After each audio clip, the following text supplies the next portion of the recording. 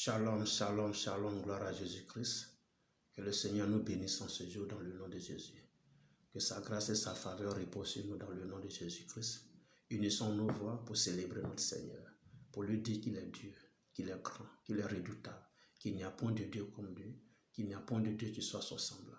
Élevons nos voix et magnifions-le. Disons-lui merci pour la grâce et la faveur qu'il nous donne d'être en vie, pour la grâce et la faveur qu'il nous donne d'être dans sa présence en ce jour. Oh, bénissons le Seigneur. Disons-lui de prendre le contrôle de ce moment. Prions qu'il soit au cœur de ce moment. Prions qu'il dirige ce moment. Prions qu'il nous donne de recevoir le meilleur de lui, dans le nom de Jésus-Christ. Merci de te connecter à nouveau en moi. Merci de m'encourager par tes vues, par tes likes, par tes commentaires et tes partages que tu fais. Merci de t'abonner si tu n'as pas encore fait. Nous sommes sur cette chaîne où nous partageons la bonne parole du royaume des cieux. Sois richement béni depuis ta position.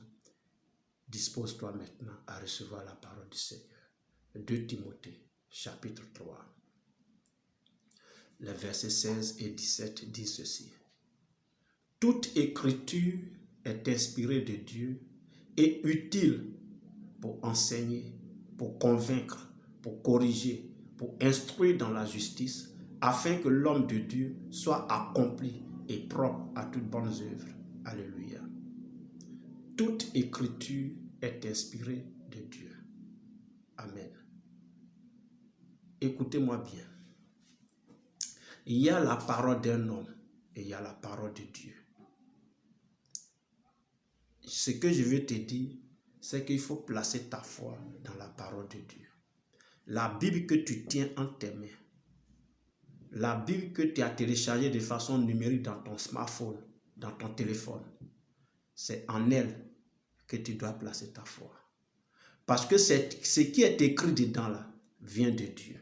C'est ce que Dieu dit ici. Toute écriture, depuis Genèse jusqu'à Apocalypse, tout ce qui est écrit, c'est inspiré de Dieu. Et c'est utile pour enseigner.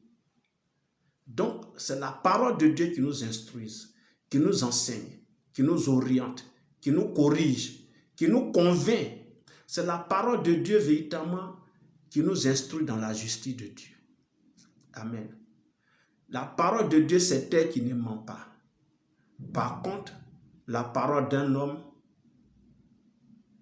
il ne faut pas placer ta foi dans la parole d'un homme. Alléluia. Il ne faut pas placer ta foi dans la parole d'un homme. Mais place ta foi dans la parole de Dieu. Amen. Gloire à Jésus-Christ. Place ta foi dans la parole de Dieu. Pourquoi? Romains chapitre 10. Romains chapitre 10. Soufflez que je retrouve ce passage-là. Romains chapitre 10. On va lire le verset 17 qui dit ceci. Ainsi la foi vient de ce qu'on entend et ce qu'on entend vient de la parole de Christ. Ta foi là, il faut la faire appuyer sur la parole de Dieu. Ce qu'un homme t'aura dit, même un serviteur de Dieu, il faut même l'appeler bishop, archibishop, prophète international, prophète des nations, le voyant, l'œil de Dieu, donne-lui tous les noms que tu veux. Ce qu'un homme te dit, il faut le prendre avec beaucoup de réserve. Et même une prophétie, une révélation, même s'il a dit ainsi par l'Éternel, la Bible dit d'examiner toutes choses. La Bible dit d'éprouver les esprits. Donc, parce que ça vient de la bouche d'un homme, il faut faire très attention. N'y place pas ta foi. Amen. Place ta foi uniquement dans la parole de Dieu. Parce que c'est elle qui est inspirée de Dieu. Tu t'es une fois posé la question, pourquoi depuis, ça y est, des lustres, des millénaires, la Bible est là. Ça te parle d'Adam et Ève, des personnages que tu ne connais pas. Adam et Ève. Ça te parle d'Abraham, de Moïse, de David et de Salomon et tous ces rois en Israël. Ça te parle de ces prophètes, ça parle de Jésus, ça parle des personnages que tu ne connais pas. Et Quand tu lis en des moments la parole de Dieu, tu as l'impression que non, elle est encore d'actualité. Or, c'est le plus vieux livre qui existe encore et qui est utilisé. Alléluia. C'est le plus vieux livre qui existe encore et qui est utilisé et qui est même vendu sans publicité. Cela doit t'interpeller pour dire que c'est en elle seule qu'on peut placer notre foi. Pas dans une prophétie, pas dans une parole, pas dans une révélation. Parce que la révélation, la prophétie doivent être éprouvées, doivent être examinées. Mais quand Dieu parle, c'est la vérité, elle est humiliable et elle s'accomplit toujours. Et raison pour laquelle Jésus va dire dans le livre de Jean 14, voici ce que le Seigneur Jésus-Christ va dire au verset 1. Et c'est là que je vais terminer. Ce n'est pas une longue vidéo que j'ai faite, et vraiment une brève exhortation sur ce coup-là. Que votre cœur ne se trouble point. Croyez en Dieu et croyez en moi. Point. C'est une phrase déclarative. Point. Une affirmation. Point. C'est-à-dire, croyez en Dieu, croyez en moi. Notre foi, c'est en Dieu. Notre foi, c'est en Jésus. Notre foi, c'est dans la parole de Dieu. Point barre. Donc, ce n'est pas parce que tu vois que quelqu'un a donné une révélation qui ne s'est pas accomplie comme toi tu aurais voulu qu'elle s'accomplisse, alors tu trouves que non, Dieu, tu l'abandonnes. Non.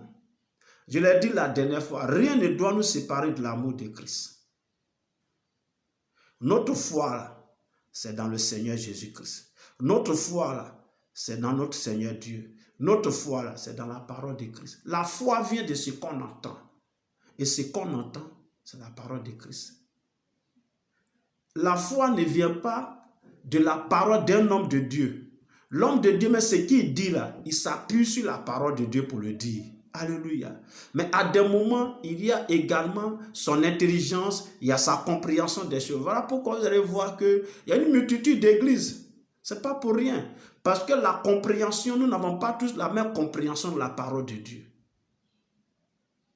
Ça, c'est un élément essentiel qui doit nous amener à placer notre foi dans le Seigneur et dans sa parole. Et c'est pourquoi chaque chrétien devrait avoir une copie de la Bible pour la méditer jour et nuit, pour la lire, pour la mettre en pratique, pour ne pas être ballotté à tout vent de doctrine. C'est ce qu'on a lu dans 2 Timothée 3. Là. Le verset dit, il dit, afin que l'homme de Dieu soit propre et accompli à toutes bonnes œuvres. Il faut que tu sois propre et accompli à toutes bonnes œuvres. Parce que c'est lorsque tu connais la parole de Dieu, lorsque tu la médites, lorsque tu la maîtrises, alors tu n'es point ballotté à tout vent de doctrine et tu n'es point ébranlé face à l'accomplissement d'une promesse ou pas. Tu n'es pas ébranlé face à l'accomplissement d'une prophétie ou pas. Alléluia. Parce que ta foi est fondée dans la parole de Dieu et non dans les dires d'un homme. Amen. Parce que Dieu peut révéler quelque chose et Dieu peut ne pas l'accomplir après. Ça aussi, ça est dans la parole de Dieu. Amen. Ah oui, c'est Dieu qui a dit à Esaïe, va dire à Ézéchias que la maladie dont il souffre, il va en mourir. Il n'a qu'à dans les ordres dans sa maison. Esaïe sort de la maison sort de la présence du roi Ézéchias. Il était encore dans la cour du palais et Dieu va lui dire, va redire à Ézéchias que j'ai vu ses pleurs. Je vais lui donner 15 ans de plus. Je vais le délivrer. Et je vais délivrer son peuple. Mais ce n'était pas le même Dieu qui a dit à Esaïe que Ézéchias devait mourir de la maladie dont il meurt. Parce que quand Esaïe arrive, il dit ainsi parle l'Éternel. Esaïe n'est pas n'importe quel prophète. C'est un prophète majeur. Alléluia. Quand Akab voulait, c'est-à-dire la parcelle de terre de Naboth,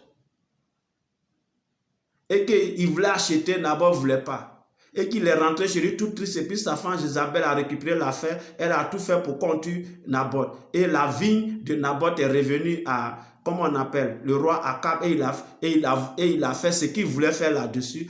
Quand le prophète lui a dit ce que tu as fait est vilain, que pour cela, voilà ce que la condamnation, voilà ce que Dieu va faire. La Bible dit, le roi Akab s'est repenti. Il a porté le sac et la cendre. Et Dieu dit à son prophète, Akab s'est humilié. Ce que j'ai promis lui faire, ce n'est plus à son existence, c'est après sa mort que je vais faire ça. C'est le même Dieu. Vous ne savez pas ce qui s'est passé. Et puis vous vous plaignez. C'est dans Dieu que nous mettons notre foi. Ce n'est pas un homme. Ce n'est pas dans une prophétie. Parce que la prophétie, entre la prophétie et l'accomplissement de la prophétie, beaucoup de choses se passent au milieu. Et, bien aimés, plaçons notre foi dans la parole de Dieu. Plaçons notre foi dans la parole de Christ. Plaçons notre foi dans le Seigneur Jésus-Christ. Plaçons notre foi dans l'Éternel, notre Dieu. Le faisant, tu n'auras pas de trouble dans ta vie. Tu seras tranquille. Et tu ne vas pas te lamenter. Tu ne seras pas fébrile. Tu ne vas pas perdre la foi comme ça. Parce que cette foi, elle est ancrée dans la parole de Dieu. La foi vient de ce qu'on entend. Et ce qu'on entend, c'est la parole de Dieu. Car la parole de Dieu, elle est inspirée de Dieu lui-même pour nous enseigner, pour nous instruire, pour nous corriger, pour nous orienter dans la justice, afin que nous soyons propres et accomplis à toutes bonnes œuvres. En quoi places-tu ta foi? Dans le Seigneur Jésus-Christ, dans l'Éternel Dieu ou dans un serviteur? Jésus n'a pas dit « Croyez aux apôtres que je vous ai laissés ». Il dit « Croyez en lui Jésus et de croire en Dieu ». Amen. J'espère que j'ai été clair. Que la grâce de Dieu soit avec toi. Que Dieu demeure avec toi. Qu'il te bénisse de toutes sortes de bénédictions. Sois richement béni. Merci de m'avoir suivi. Porte-toi bien et nous sommes donc à la prochaine. Dans le nom de Jésus. Amen.